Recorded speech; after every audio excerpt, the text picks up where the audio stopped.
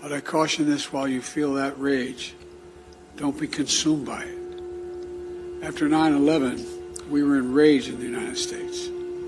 While we sought justice and got justice, we also made mistakes.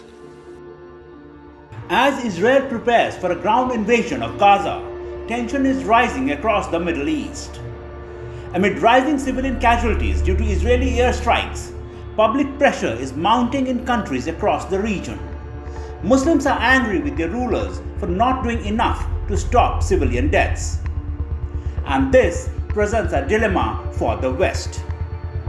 While almost all Western nations agree that Hamas's military infrastructure needs to be destroyed, but the worry is that mounting civilian deaths due to the invasion will spread anger across the Middle East, giving Iran and its proxy militant groups an opportunity to attack Israel, widening the conflict.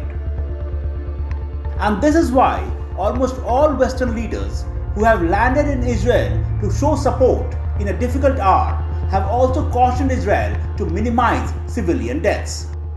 Well, for a nation the size of Israel, it was like 15 9/11s.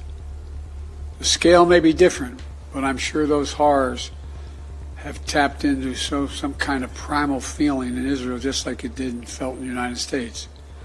Shock, pain, rage, an all-consuming rage. I understand, and many Americans understand. You can't look at what has happened here to your mothers, your fathers, your grandparents, sons, daughters, children, even babies, and not scream out for justice. Justice must be done. But I caution this: while you feel that rage, don't be consumed by it. After 9/11, we were enraged in the United States. While we sought justice and got justice, we also made mistakes.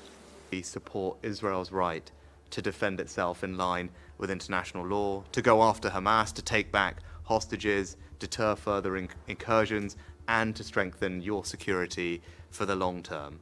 Now, I know that you are taking every precaution to avoid harming civilians, in direct contrast to the terrorists of Hamas, which seek to put civilians in harm's way.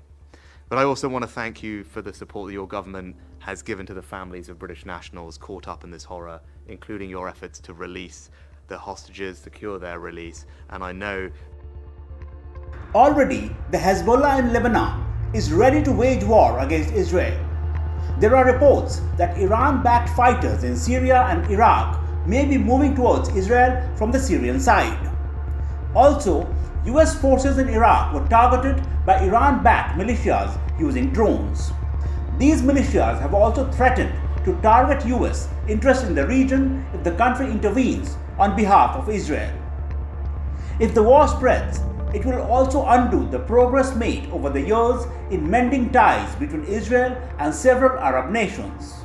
In fact, it's almost acknowledged that the October 7 Hamas attack on Israel was done with an aim of delaying or preventing establishment of formal ties between Israel and Saudi Arabia.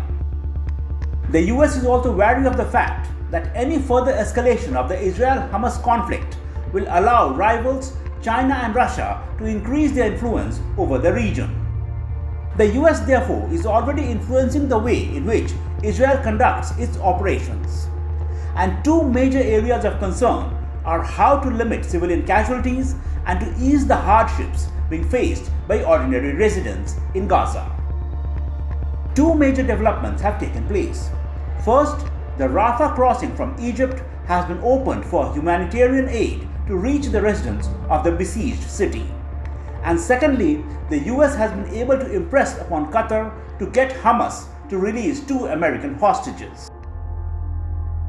All in all, while the US administration knows that there is a need to defeat Hamas, but it also wants to ensure that the strategic alliances built over the years and peace treaties between Israel and some Arab countries should not be endangered. A Times Online report.